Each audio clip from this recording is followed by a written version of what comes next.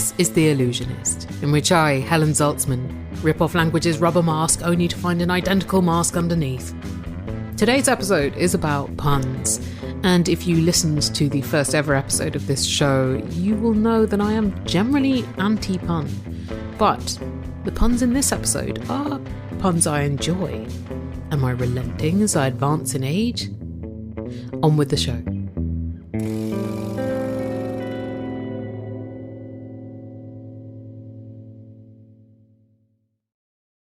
Do you remember when you first sort of became aware of like why you ate certain things at New Year and like how you felt about it? Well, I mean, I was probably like a teenager or early teenager. I think most 13-year-olds are absolute delights to be around, and I was no exception. Oh, yeah. Yeah.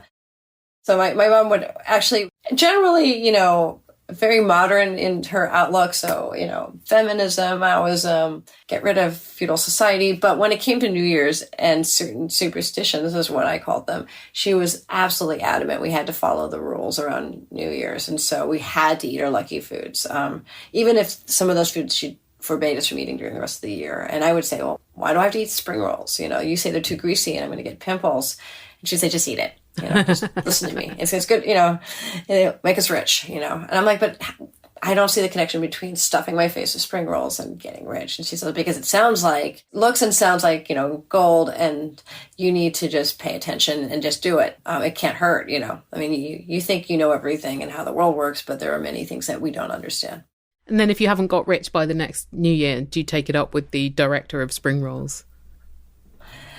No, I mean, I think you just keep eating them. That's all right. I mean, this is not falsifiable. This is just one of those things you just do. I mean, the question is, how seriously do people take it? I mean, some people might take it seriously. Other people think it's for fun. Or it might be, I think, more of a psychological thing where you set your goals for the year. For her, it was always like, eat more of anything that rises so you'll be tall. Because I was a second shortest person in a class full of very short kids. And, eventually I, slid right into the bottom of the third percentile for height. So it clearly did its work. There you go. It's proof. Yeah. So my name is Miranda Brown. I teach at the University of Michigan in the Department of Asian Languages and Cultures. And my teaching is, very focused around China. And I teach a big course on the food and drink of Asia, as well as a number of other courses on various food topics, including sort of modern Chinese foodways, dietary modernization, and I will be next year teaching a class about Taiwan and its foodways, and probably also a class about the history of milk. Wow. It's one of my research interests. So I was thinking, these topics sound absolutely enormous, and then, just in case you weren't busy enough, history of milk. It's been a project. I've been working on the history of milk in China on and off for the last 5-6 years. So hoping eventually after this next book on the history of Chinese American foodways is completed, I can turn my attention to the history of milk and the unexpectedly long history of milk in China.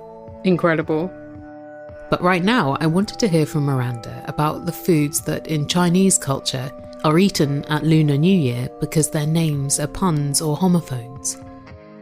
What is this principle that is at play here, with foods being lucky because their names sound like other things? The main principle is that there's this very ancient Chinese belief that dates, I think, to the 1st or 2nd century AD during the Han Dynasty, that things that share similar sort of qualities, it could be appearance, it could be sort of textures or, names, share in common some sort of cosmic resonance. So the basic principle is that you can activate those resonances by, let's say you want a lot of money, then you might wear clothes that have gold, or you could eat foods that sound like a lot of money or get rich. And that would sort of in some ways attract that desired end into your life. And this is especially sort of important during liminal times of the year when, seasons are changing or when you're celebrating a holiday. The future is being decided or it's somewhat inchoate. So this is your way of making these sort of desired outcomes, make them realized. Because I was wondering, if the foods are lucky, then why can't you eat them throughout the year? But is that just gaming the system in a way it should not be gamed? I think there's something special about holidays, which, are transitional periods that make that kind of eating especially effective. And, also have to remember that during Lunar New Year, it's the beginning of the year. And so, if you're going to sort of set your goals for the year, this is a good time the beginning is a good time to start. Do you have any favorites that you're looking forward to this New Year? Yes. I like the niangao, the sticky rice cakes. The idea is that they're sticky, so they attract or stick the good luck. But they're not eaten very often, actually, outside of the New Year. It's made with glutinous flour, which is considered a little hard to digest by most Chinese moms.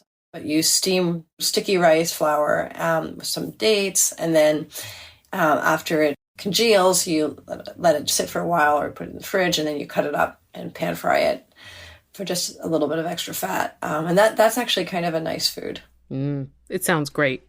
And the name also means it's a homonym for something else, isn't it?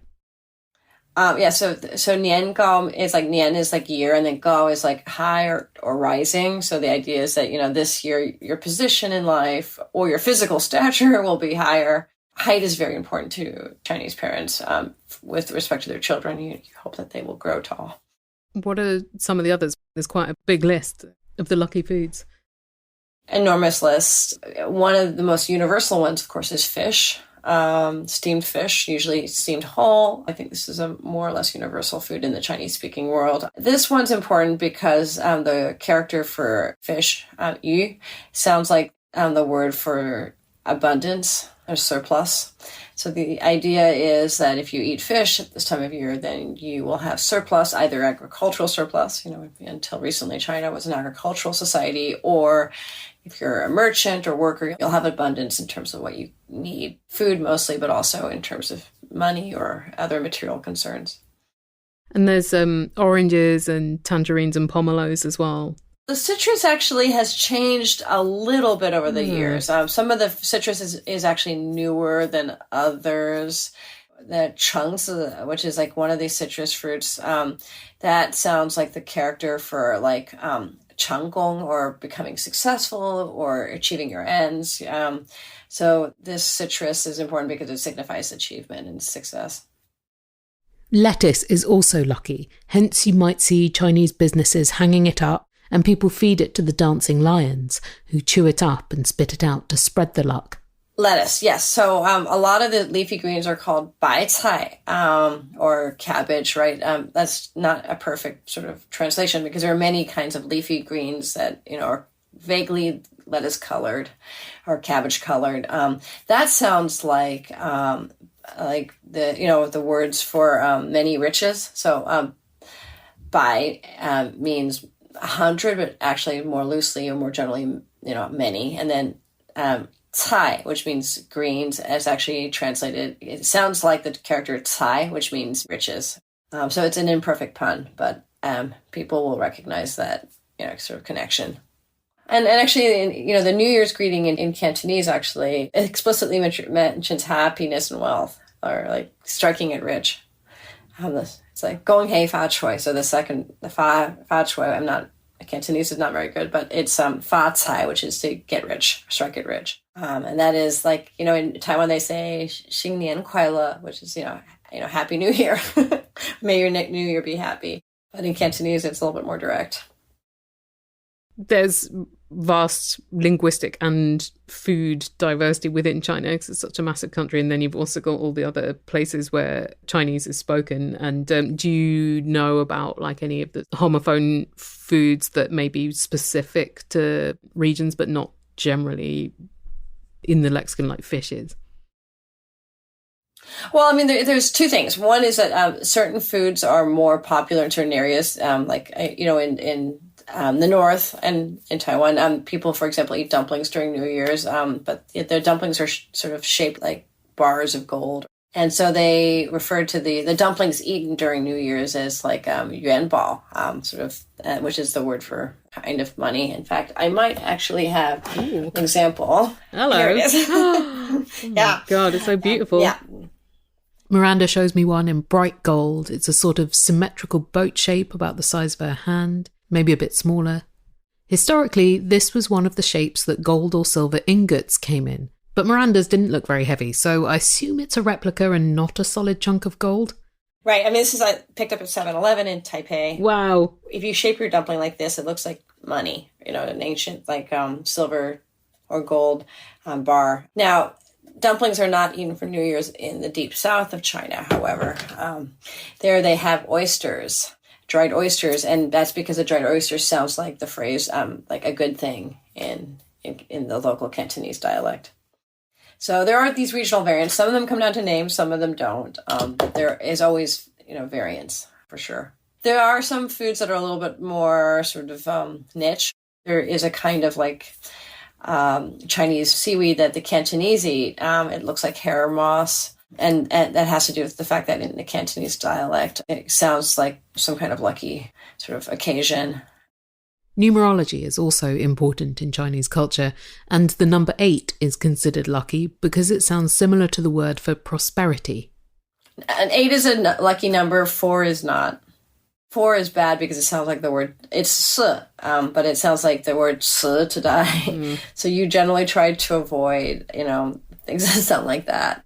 So the number 8 is also incorporated into the lucky foods, like 8 treasures soup or congee. Yeah. In fact, I yesterday picked up from a store an 8 treasures niangao or sticky rice cake. Nice. The name, there wasn't actually 8 things in it, but the name was, auspicious, right? Yeah, you can eat the rice cake and think about like 7 other things. Yes. Just going to take a quick ad break. Thanks to Squarespace for sponsoring The Allusionist. A lot of us podcasters could not do without Squarespace, for one, because they've been sponsoring our shows since very early on, and they are still helping the likes of this small independent podcast exist, even while they sponsor the Super Bowl.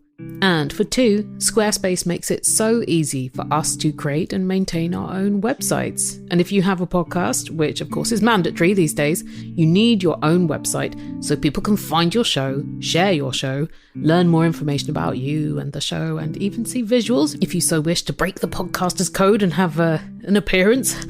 And also you can make episode transcripts available, not so they're a click away in a PDF or a Word doc like you're embarrassed to have them. Put them on your website proper. Doesn't cost you extra. Squarespace has ample room for all your textual exploits, as well as your audio and visuals. Head to squarespace.com/allusionist for a free trial. And when you're ready to launch, use the offer code Allusionist to save 10% off your first purchase of a website or domain. Okay, it's time for this ad break to get meta, because I'm going to advertise the concept of this ad break to you.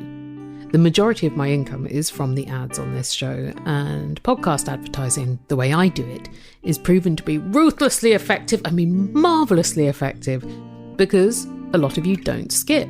You stick around to hear if I'm going to start talking about quails, or the etymology of brogue, or the 4 ill-suited housemates who illegally sublet a basement in my brain. And it's very nice of you to stick around, because then companies are like, oh, if we advertise on The Allusionist, then people actually hear about our products rather than slamming that skip ahead button with more urgency than all the episodes of ER put together. And the quail stuff helps the products linger in your brains, even if the product isn't actually quails. So if you have a product or thing and you want it to reach a very delightful, discerning, considerate bunch of listeners via the medium of me telling them about it, and your marketing budget maybe won't stretch to billboards on every street corner in the world, but can run to more than toilet cubicle graffiti, then get in touch via theallusionist.org/contact and we can work something out. Unless you're a supervillain. I try not to advertise the wares of supervillains, though you do have some cool capes. Okay, I would do supervillain cape ads. And now, back to lucky Lunar New Year foods with Miranda Brown. No. It's cabbage and tofu. Yes, cabbage and tofu. Tofu is it's like doufu, like good fortune for all. So that sounds like doufu. So it's like, it's not a perfect pun, like the tones are a little different, or the intonation's a little different between being heard and good fortune for all. How do imperfect puns wash in Chinese generally? Because I think in Britain, or in British English anyway, people are quite tolerant to puns being a bit inexact. Yes, they are definitely tolerant. of that. Yes. They're like anything for a pun. Anything for a pun. Yes, absolutely. That's definitely the case. Yes. In fact, it makes it maybe a little bit more fun, right? If it's not exactly right. That's the thing that I really enjoy about this. It seems really fun. Yes, it's definitely fun. It's fun. And also it's not, necessarily the whole word. Like, sometimes you'll kind of focus on one of the characters. Like, there's this steamed wheat cake. We call it, fa gao, which means, fa is like to come out and gao is like, technically some kind of cake like thing. And, people are very like it because the first character sounds like, the first part of fa cai, which means to get rich. And then the gao part sounds like the word to rise or high. So, steam cakes to suggest, remind people, I think a little bit loosely of wealth and then coming up in the world. Along with all the New Year's candies that are supposed to be auspicious, like peanuts. Peanut candies are supposed to be good because it signifies, fecundity and also, being able to generate offspring. This is also very important. Any particular quality of the peanut that brings fecundity? The name. Okay. Yeah, the second character, Sheng, means like to give life or to regenerate. So, all of that. Life-giving things are generally good. Are there homophones that are considered bad luck and therefore foods that should be avoided at this time of year? I don't think of negative homophones, but I will give you an example that I think is very, very interesting. So in Vietnam, there is a Lunar New Year called Tet. And what's very interesting is actually people sort of eat a bitter melon soup that... and with the idea that if you consume your bitterness during the start of the year, you'll encounter less hardship in the following 12 months.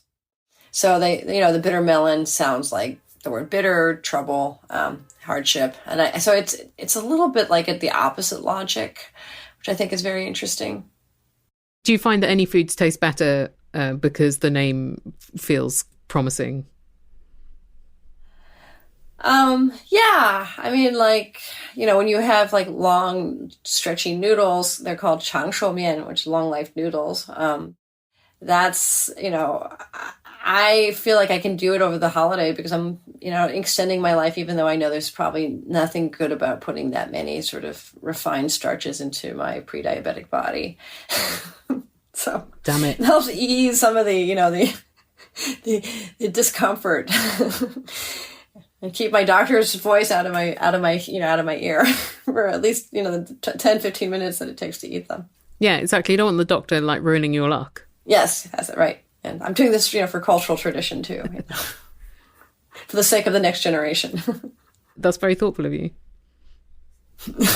Yes. Also deep fried, spring rolls, another very healthy treat, Opportunity to teach my daughter about, being what it's like to be Cantonese or Chinese in the diaspora.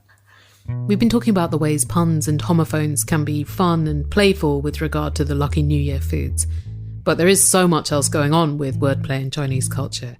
Harking back to when Jing Tzu came on the show, in the bonus 2022 episode, she talked about how people in China also use homophones to defy censorship. Grass mud horse was the example she gave. It's something rude. Another example is river crab. The Chinese government has stated that censorship is necessary to construct a harmonious society. So people started using the word harmonious as a euphemism for censorship, until harmonious started getting censored too. So what sounds enough like harmonious to stand in for it? The words for river crab. Thus, something that has been censored will be said to be harmonized or river crabbed. Oh, so yes, when there's censorship, people generally use puns to get around sort of the words that are often sort of there's certain words that will flag the attention of the authorities. And so, people will use a different character that sounds like it. For example, this sort of term harmonized initially started off as a positive word. So one of the sort of Chinese leaders talked about, harmony in Chinese society. And then later, when people joke about being harmonized, they talk about being censored. So 和谐 is the word for being censored. It has the word harmony in it. And so in order to get around that word, which became something that the authorities looked into when people would use it in text messages or social media, they use a word for river crab, 和谐. And that's one of the ways that people get around attention from the authorities, is to use puns. So punning is a big thing, not just at New Year's, but in general. Puns are huge. I mean, puns are important because when you pick a kid's name, you think about all the ways in which the name could be used as a pun, potentially, right? And you don't want a name that is too easily sort of rendered into a nasty nickname. Yeah, unless you really hate your future child. Yeah. And you think they deserve to be punished. Names are important in Chinese too. Obviously, names indicate your educational level, and also, they can also sort of give people a sense of what the goals are or what you hope your kid will be like. So my mother gave me a boy's name, which I think suggests that she had hoped that I would be a boy. But also, it's named Mu Da, which means like the idea is that I get what I want, or I achieve what I look for, or sort of aspire to. How do you feel about that name? Do you feel like it did sort of spark anything in you as you went through life with it? No, I don't think it did. It came from me. I don't think I paid much attention to what my Chinese name meant. I don't know if I really knew, but I know that it probably sort of gave you a sense of how I would be treated in the family, and the sort of level of parental investment, and the sort of expectations, and also maybe what people's early sort of assessment of me was. And I think that played a role in probably how well I did in school. If your parents tell you you're going to do well in school and you think that you're good at that kind of thing, it generally has a positive effect on your school performance. Yeah, although there's pressure as well. You're like, how am I supposed to live up to this? Yeah, there's that too. But if, I think parental sort of expectation, also changes the way you feel about yourself, your self-esteem, for example. So one thing is interesting is, the early Chinese believed that actually names in some ways were predestined. Their names are fate. That's actually how one philosopher put it. And the idea is that names are not conventional or arbitrary or just random. They actually exist in human language because they point to the sort of inner essence of a thing. So that's why you want to pick people's name with a lot of care, right? Because, by picking the right name, in some ways you help form or shape the sort of character and the sort of fortune or the subsequent sort of life of the person. And I think that's part of the sort of logic behind this random sounding logic behind sort of eating things that are auspicious sounding, and picking auspicious names for children. Miranda Brown is a professor at the University of Michigan, specialising in the cultural history of China, and particularly in food and drink, which she's written some excellent blog posts about. You can read them at ChineseFoodHistory.org.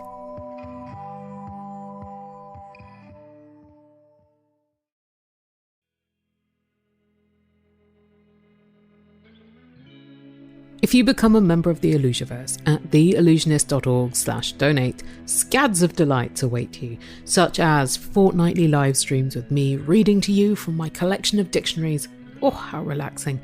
You get behind-the-scenes information about the making of every episode, and best of all, you get membership of the Allusionverse Discord, a bastion of pleasant internet, where we chat about all manner of stuff and we watch things together. Currently, we're on the latest series of Great Pottery Throwdown UK, shortly to be double-billed with the new Canadian version of the show. And on the weekend of the 17th of February, by popular demand, we will watch Arrival together, the 2016 melancholy science fiction film with some very impressive linguistics in it. Join us, theallusionist.org/donate, and you help keep this independent podcast going for more podcasting. It's important to note, so many thanks for that. Your randomly selected word from the dictionary today is whimwam. Noun, archaic. 1. A quaint and decorative object, a trinket. 2. A whim. Well, how do you tell the difference between a whim and a whimwam? Try using whimwam in an email today. This episode was produced by me, Helen Zaltzman, on the unceded, ancestral and traditional territory of the Musqueam, Squamish and Tsleil-Waututh nations. The music is by Martin Austwick. Get his songs at palebirdmusic.com and listen to his podcasts Song by Song and Neutrino Watch. Thanks also to Mimi A. Our ad partner is Multitude. Ad spots are now available for this year. If you would like me to talk winningly and affectionately about your product or thing, supervillain capes included, contact Multitude at multitude.productions/ads. If you're celebrating Lunar New Year, tell me about your favourite foods, better yet, send me pics. You can find me at Allusionist Show on the various social networks. And you can hear or read every episode, find links to more information about the topics and people they're in, and to other episodes that might be relevant to the one you're listening to. And you can see the full dictionary entries for the randomly selected words, all at the show's forever home, theallusionist.org.